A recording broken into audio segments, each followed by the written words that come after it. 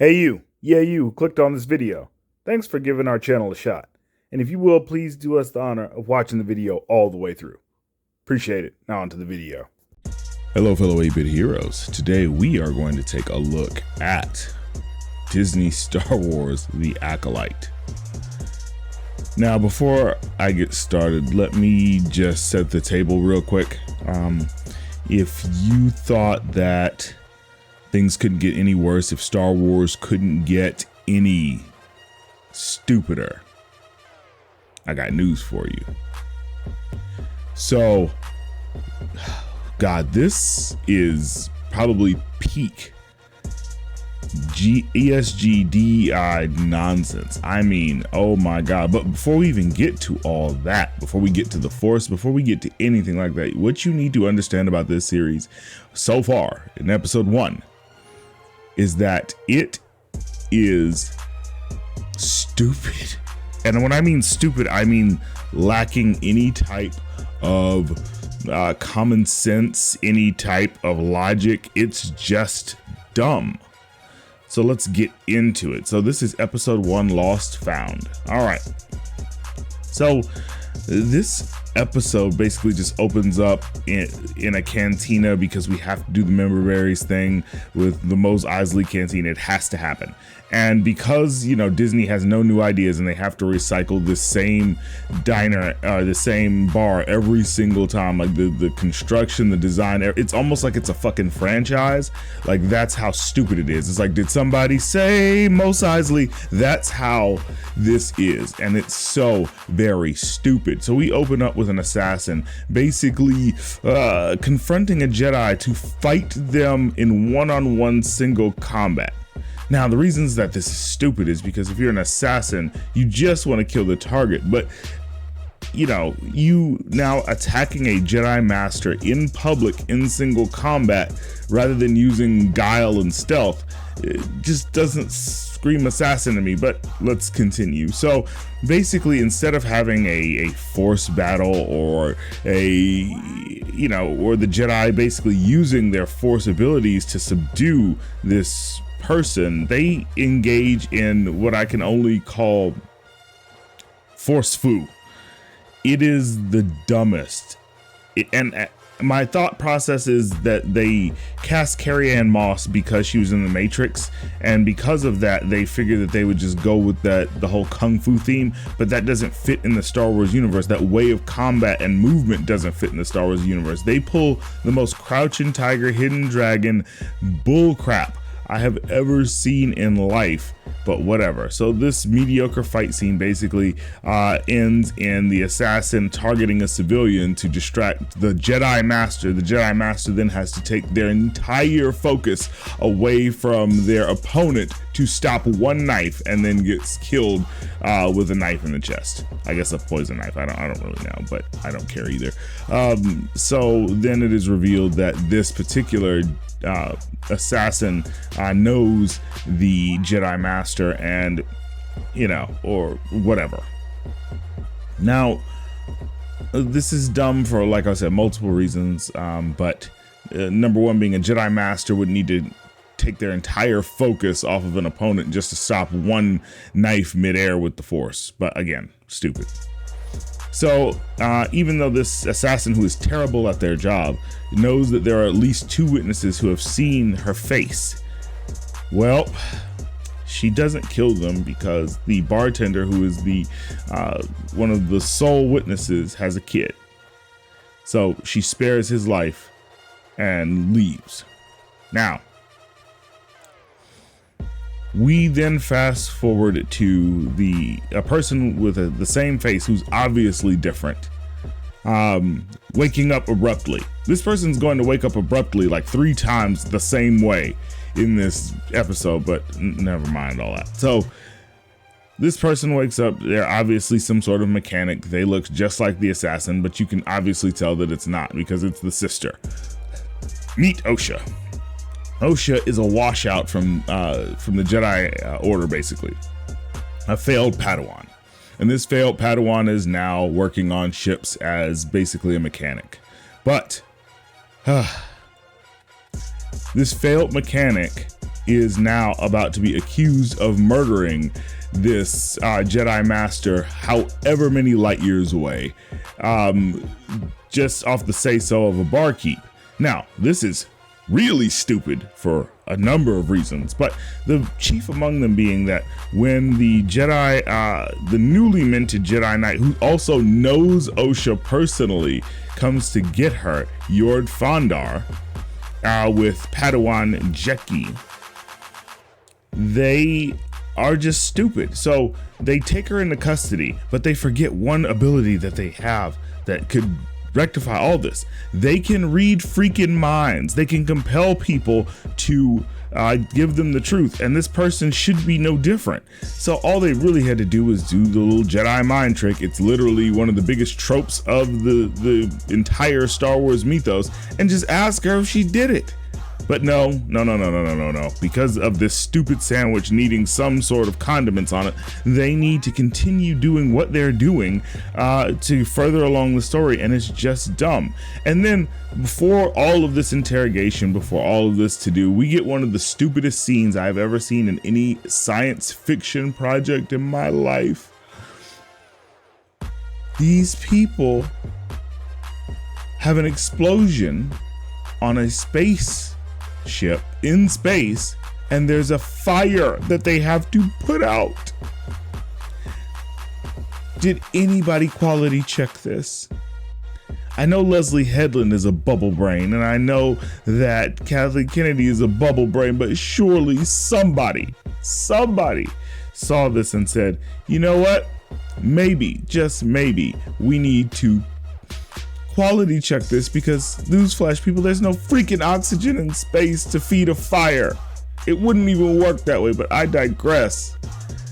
So they take her into custody, and then we go to Coruscant. It looks like Coruscant. I'm pretty sure it's Coruscant, where the Jedi Temple is and where the younglings are training. And this is the most cringy DEI scene I've ever seen. So first of all, we got my man from Squid Game as a Jedi Master. Okay, fine, well and good. But he is training the most diverse and also least diverse group of younglings I've ever seen. So in addition to a little spattering of aliens, we have almost a class completely female with, I counted, 3, maybe 2, maybe 3 male Padawans in a class that looks like it's probably about 20. Oh my God, what is this? So, you know, he's dropping the member berries again. So of course he has to drop the line that Obi-Wan dropped on Luke in Star Wars: A New Hope. Basically in a reworded fashion that your eyes will deceive you, don't trust them. Of course, because again, no new ideas, nothing original. So he is, after his class ends, he is then talked to by another Jedi Master by the name of Venestra, and Venestra basically saying, hey, your old Padawan is now a murderer. Never mind the fact that this is supposed to be in the High Republic and the Sith are pretty much non-existent. So trying to figure out where this person got additional training, knowing that she was a scrub of a Padawan anyway. Nope, that's not important. What's important is finding her and basically executing her, because we have to make the Jedi evil in this stupid show, because we have to subvert expectations, because Leslye Headland is a bubblehead. So now we get to him basically talking to her and convincing her that he can go on the mission to retrieve her, because he is convinced that she didn't do it. Now let's get to this. So number one, Osha's former master, a Korean man. Leslye Headland found in her infinite wisdom to name a Korean Jedi Soul. You must be joking. What's next, man? We're gonna have a black Jedi named Cape Town, maybe fried chicken, something like that. Like, what are we doing here? But it doesn't even matter. So we get back to Osha, who's now imprisoned, and Osha is basically on a transport ship with a bunch of other convicts who are barely being contained. They have some sort of plan to escape, and we also found out from the previous scene that Osha and her sister Mai were twins. So, that takes care of that stupid mystery. But that Mai set fire to to their village, and basically Indara, the Jedi Master that was murdered by May, was responsible for saving Osha's life along with Soul. So we get that tidbit of information, and we also get the tidbit of information that apparently they are the result of some sort of lesbian coupling because they had two moms. So in this world, you couldn't have the logic to know that you can't freaking have a fire in space, but we had to know that these two characters have two moms. Like I say, we already know that the focus is not on telling a good story or a logical story, but pushing this nonsense. And don't think that I don't see the irony that this was released during Pride Month. Like, this is just stupid. But it doesn't matter. So, just like the series.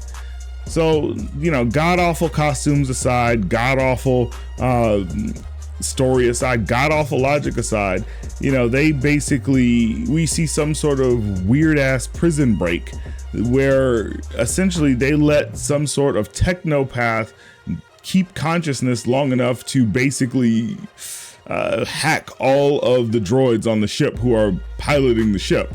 Never mind the fact that we don't really understand why Jan Fondar or Jord Fondar isn't escorting these prisoners back to Coruscant if that's where they are in fact going. So this idiot Osha, she is asked by the other prisoners if she wants to break out. She says no because she believes in the Jedi. She didn't believe in the Jedi enough to stay in the Jedi Order, but she believes in the Jedi enough to think that they're going to give her a fair trial, even though they could have solved this literally within 5 minutes and left her about her business. So these idiots basically pull this prison break. They start getting on the escape pods, leave Osha behind. Osha is left with one escape pod, but she decides to help a helpless convict who has a parasite on his face to keep him from being violent. So in her infinite wisdom, she takes the parasite off. She couldn't just drag him to the escape pod. No. She had to take this thing off his face so that he can then go into a schizo rage and leave her behind on a ship that is literally falling into re-entry and about to basically burn up. So she tries to use the Force a bunch of times. She fails because that's how terrible she is. And she's somehow able to survive this crash by strapping herself on the floor to some sort of object. I don't know how this happened, but I don't really care because it's just stupid. So then we go back to Soul, Jord Fondar, and Jeki Lon. And these apparently Jeki Lon has some sort of issue with Jord Fondar, I'm guessing because he has a penis, but it doesn't matter. So we basically go through, they find Osha. There's this really big scene that was literally ripped straight from The Fugitive. Like, if you've ever seen The Fugitive with Harrison Ford, you know that this scene with Osha basically about to fall off of a cliff is straight from that. But Soul is able to stop her after she falls with the Force, brings her back up, and they have a discussion. She says that her sister May is still alive because she had some stupid fuck dream, some color purple, you and I'll never part, Matidada type dream. So she knows that her sister is still alive. Soul says he believes her, and Jord Fondar is still trying to kill her with his lightsaber, even though again she's a freaking scrub. But it doesn't matter. Like I said, this show doesn't matter because it's just stupid. Everything about it is stupid. It doesn't make any sense. It doesn't follow any logic. There's 3 missions in the show: to paint the Jedi as evil, to further ESG and DEI initiatives, and to make male characters that are not homosexual look like pieces of crap. And more on that when we do episodes 2's recap. But for now, that is all I have to say. Tell me what you thought about the Acolyte episode 1 Lost Found in the comment section, and we'll see you on the next one. 8-Bit Heroes out. Peace. If you'd like to get a shout out on the channel, then hit that like button, maybe share it with a couple of friends, and do us the biggest honor of all, and subscribe to the channel so you can join the 8-Bit Heroes family. And while you're at it, hit that bell icon so you can be notified when our new videos come out.